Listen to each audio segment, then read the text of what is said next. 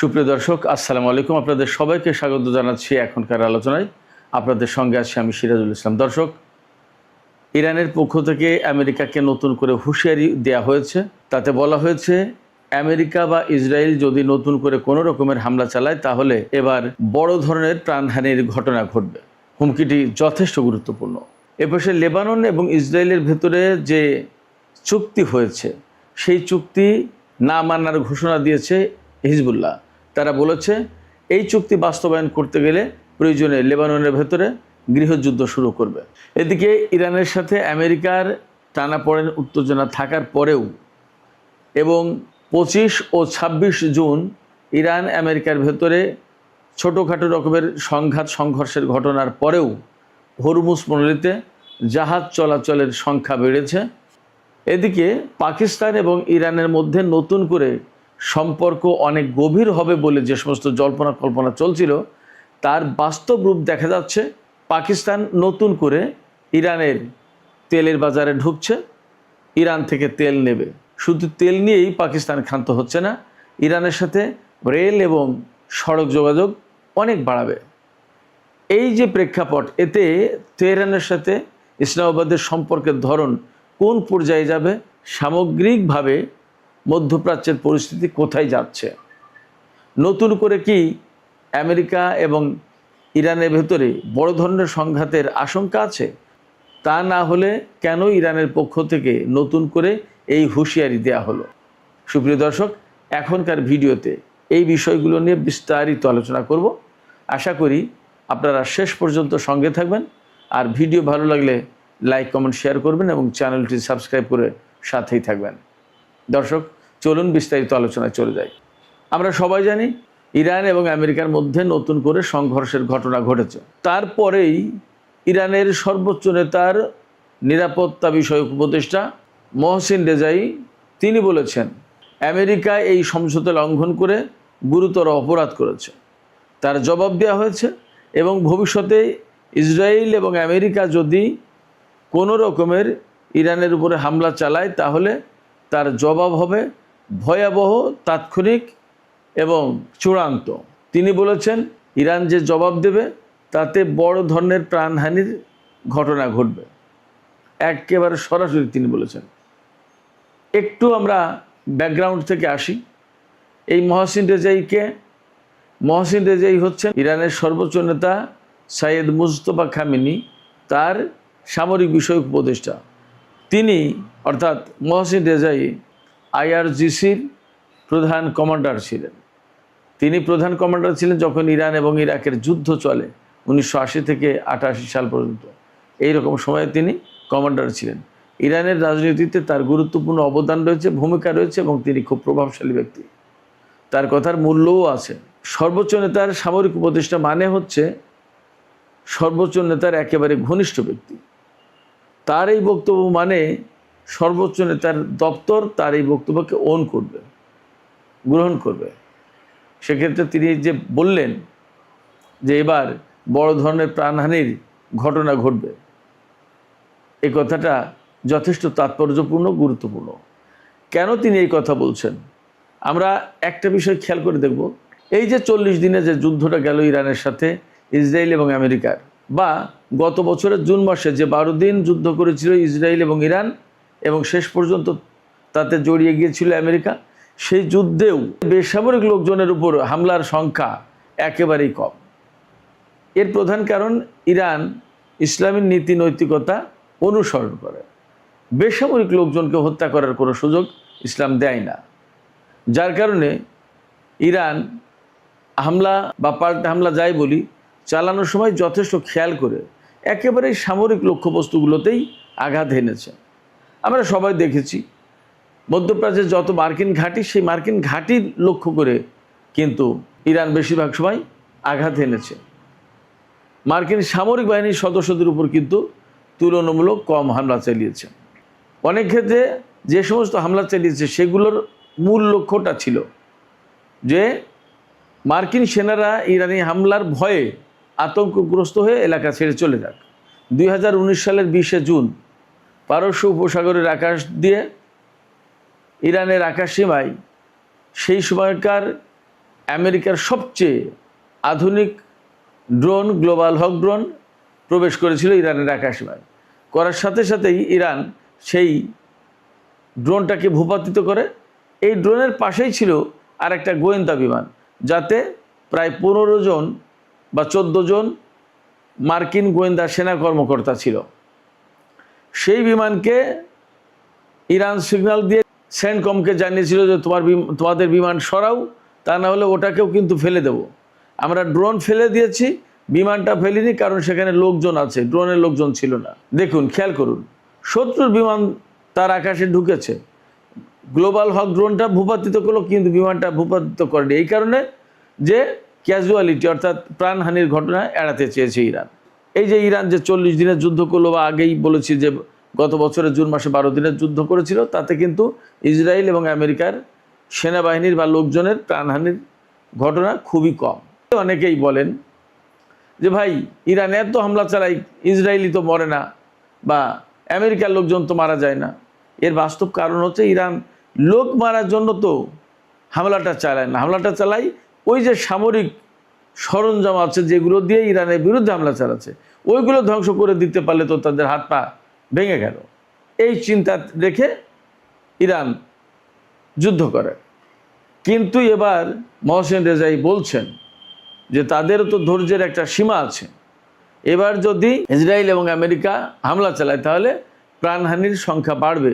তার মানে ইসরায়েল এবং আমেরিকার সেনাবাহিনীর উপরেই এবার হামলা চালাবে। যুদ্ধে সামরিক বাহিনীর উপর হামলা চালানোর এখতিয়ার বা অনুমতি তো ইসলাম দিয়েছে, সেই বিষয়টা এবার ইরানের সামরিক বাহিনী অনুসরণ করবে। সেক্ষেত্রে মহসেন রেজাইর যে বক্তব্য, এই বক্তব্য বিশেষ তাৎপর্যপূর্ণ। এখান থেকে ইসরায়েল এবং আমেরিকার জন্য মেসেজ আছে। তারা কি মেসেজ গ্রহণ করবে আমি জানি না, বাট তাদের জন্য মেসেজ আছে। এদিকে লেবাননের হিজবুল্লাহ ঘোষণা করেছে ইসরায়েল এবং লেবানন সরকারের ভেতরে যে চুক্তি হয়েছে, সেই চুক্তি হিজবুল্লাহ মানবে না। এই চুক্তি হয়েছে মূলত আমেরিকার মধ্যস্থতায়, আমেরিকার রাজধানী ওয়াশিংটন ডিসিতে আলোচনার পর এই চুক্তি হয়েছে। বাট হিজবুল্লাহ বলছে যে লেবাননের সরকার যে চুক্তি করেছে, এই চুক্তি সম্পূর্ণভাবে ইসরায়েলের পক্ষে যায়। কারণ এই চুক্তিতে বলা হয়েছে লেবানন থেকে আংশিক সেনা প্রত্যাহার করবে, আর দক্ষিণ অঞ্চলের যে এলাকায় ইসরায়েলি সেনা আছে সেখানে তারা অবস্থান করতে পারবে। তার মানে লেবাননের একটা অংশ ইসরায়েলিদের দখলদারিত্বের জন্য ব্যবস্থা করে দেওয়া হয়েছে এই চুক্তিতে। হিজবুল্লাহ এই কথা বলছে। ফলে তারা এই চুক্তি মানতে রাজি না। শুধু তাই না, এই চুক্তিতে বলা হয়েছে লেবাননের সরকার হিজবুল্লাহর সদস্যদেরকে, হিজবুল্লাহ যোদ্ধাদেরকে নিরস্ত্রীকরণ করবে, অর্থাৎ তাদের কাছ থেকে আর্মস কেড়ে নেবে, তাদের কাছে আর্মস অস্ত্র থাকতে পারবে না। হিজবুল্লাহ এই চুক্তির এই ধারার বিরুদ্ধে একেবারে সরাসরি হুঁশিয়ারি দিয়ে বলেছে, কোনো মতে এই চুক্তি বাস্তবায়ন করতে গেলে হিজবুল্লাহ ডিজার্ম তো হবেই না, অর্থাৎ অস্ত্র তো সমর্পণ করবেই না, বরং দেশে গৃহযুদ্ধ লাগাবে। তাইলে পরিস্থিতি কি হচ্ছে? লেবানন কোন দিকে যাচ্ছে? এই চুক্তি করে যদি ইসরায়েলের স্বার্থ তাদের হাতে তুলে দেওয়া হয় লেবাননের ভেতরে, তার মানে লেবাননকে বিকিয়ে দেওয়া হয়, তাহলে হিজবুল্লাহ তো সেটা মানবে না। তাদের বক্তব্য অনুযায়ী তারা বলছে, আমরা যেখানে দেশের স্বাধীনতার সার্বভৌমত্ব এবং স্বার্থ রক্ষা করছি, সেখানে চুক্তি করে ইসরায়েলের হাতে তো এই স্বাধীনতার সার্বভৌমত্ব এবং স্বার্থ তুলে দেওয়ার কোনো মানে নেই, এবং এটা হিজবুল্লাহ মানবে না। তাতে বোঝা যাচ্ছে লেবাননের পরিস্থিতি এই চুক্তির কারণে আরও জটিল হলো।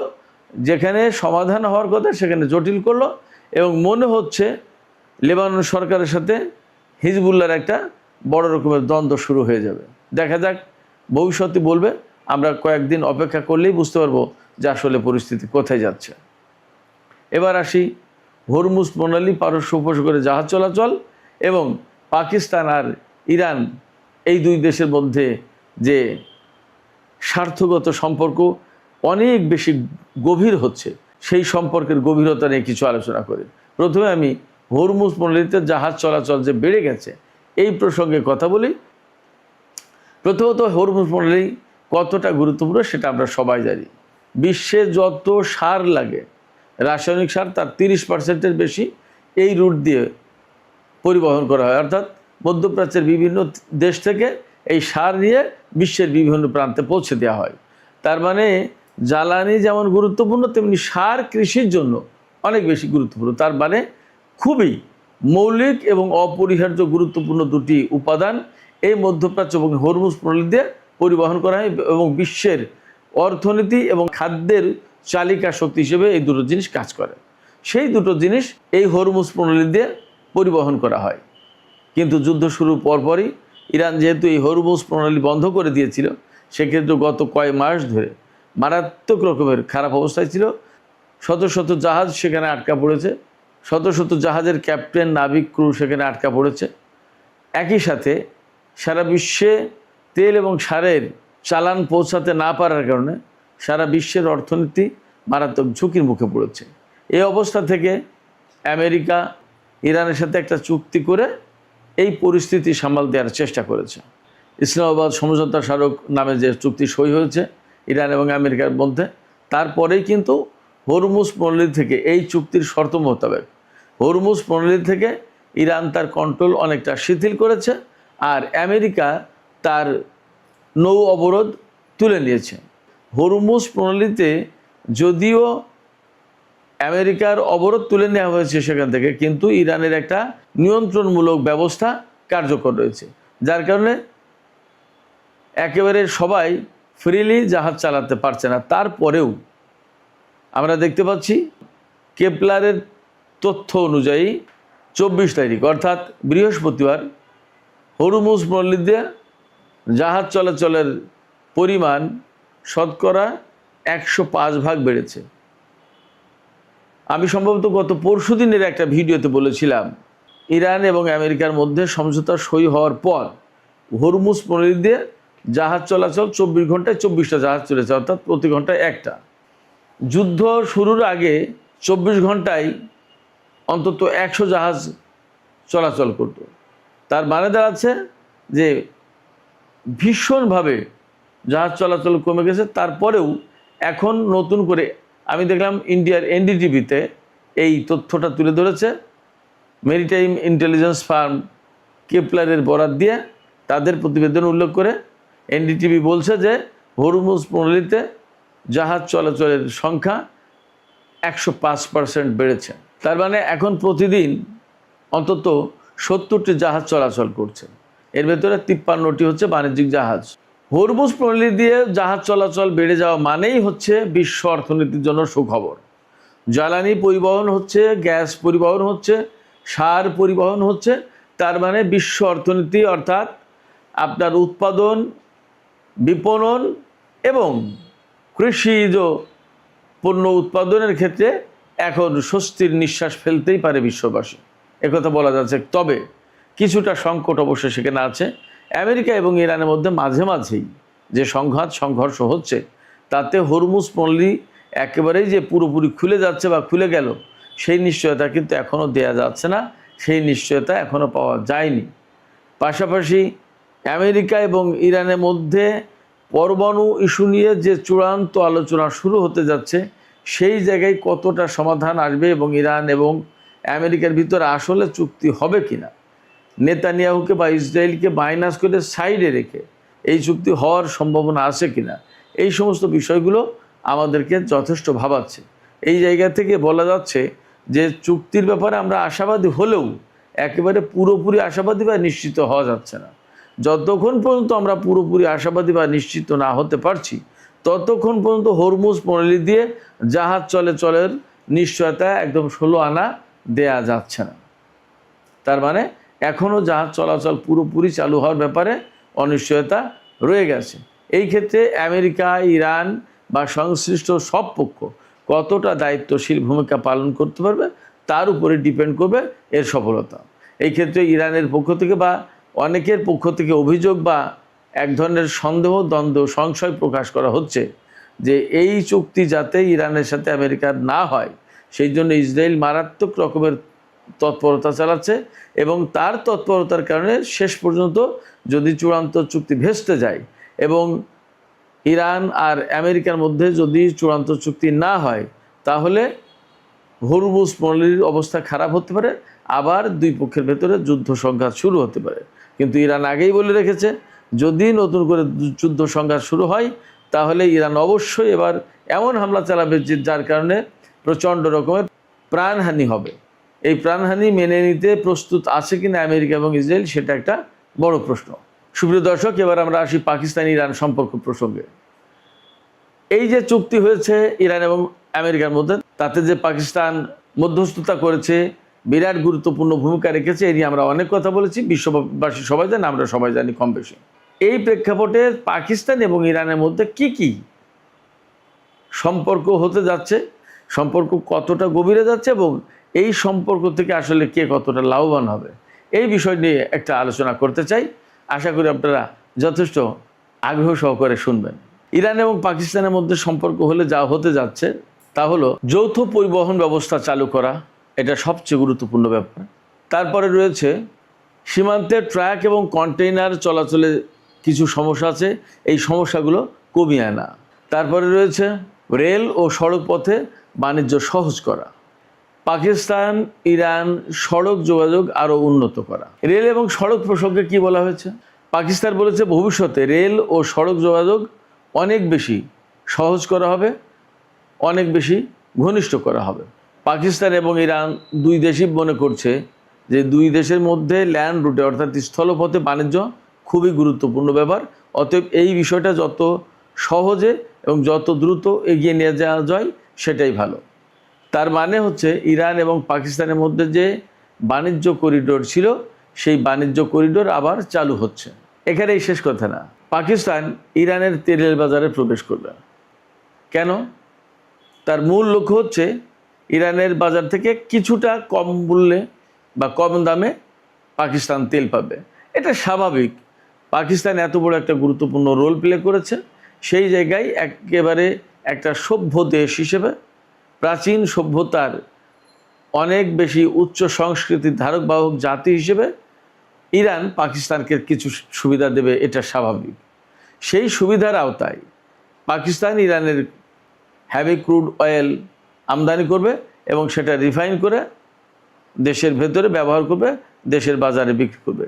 এখানে যদিও কিছুটা টেকনিক্যাল চ্যালেঞ্জ রয়ে গেছে, এই চ্যালেঞ্জ কীভাবে ওভারকাম করে সেটা পাকিস্তানের সরকার দেখবে। বাট ইরান যে পাকিস্তানের তেলের বাজারে আবার ফিরছে এটা মোটামুটি নিশ্চিত। এই জায়গায় যদিও একটা শর্ত আছে, আপাতত 2 মাস যে 60 দিন ইরান এবং আমেরিকার মধ্যে আলোচনা চলবে চূড়ান্ত চুক্তির ব্যাপারে, সেই 60 দিনের মধ্যে পাকিস্তান ইরান থেকে তেল আনবে। তারপরে কি করবে? আমার বিশ্বাস, বা এর আগে আমি আর একটা আলাদা ভিডিওতে বলেছি, ইরান পাকিস্তান তেলের পাইপলাইন যে প্রকল্প ছিল সেই প্রকল্প হয়তো চালু করবে যদি দুই দেশের মধ্যে চূড়ান্ত চুক্তি সই হয়। সেক্ষেত্রে কথা বলার যথেষ্ট সুযোগ আছে যে ইরান এবং পাকিস্তানের মধ্যে সড়ক রেলপথ অর্থাৎ সীমান্ত পথে বাণিজ্য শুরু হবে এবং যুদ্ধ চলাকালীনই বলা যায় 7 এপ্রিলের পরপরই পাকিস্তান 1950 সালের একটি আইন সংশোধন করে তাদের ল্যান্ড রুট খুলে দিয়েছিল যাতে এই রুট দিয়ে ইরান এবং চীন বাণিজ্য করতে পারে। পাকিস্তানও সেই সুবিধা নিচ্ছে এবং ভবিষ্যতে সেই সুবিধা আরও অনেক বেশি ওয়াইডার করবে, বিস্তৃত করবে। তার মানে দাঁড়াচ্ছে ইরান এবং ইসরায়েল আর আমেরিকার ভেতরে যুদ্ধ হলো, সেই যুদ্ধের প্রেক্ষাপটে ইরানের সাথে পাকিস্তানের বাণিজ্যিক, অর্থনৈতিক এবং দুই প্রতিবেশী দেশের মধ্যে যে যত ধরনের সম্পর্ক থাকে অনেক বেশি জোরালো এবং ঘনিষ্ঠ হতে যাচ্ছে। তাতে শুধু ইরান এবং পাকিস্তানের মধ্যকার সম্পর্কে প্রভাব পড়বে না, এই প্রভাব পড়বে মধ্যপ্রাচ্যের সামগ্রিক ভূরাজনীতিতে। সুপ্রিয় দর্শক, এখনকার আলোচনা এখানে শেষ করতে চাই।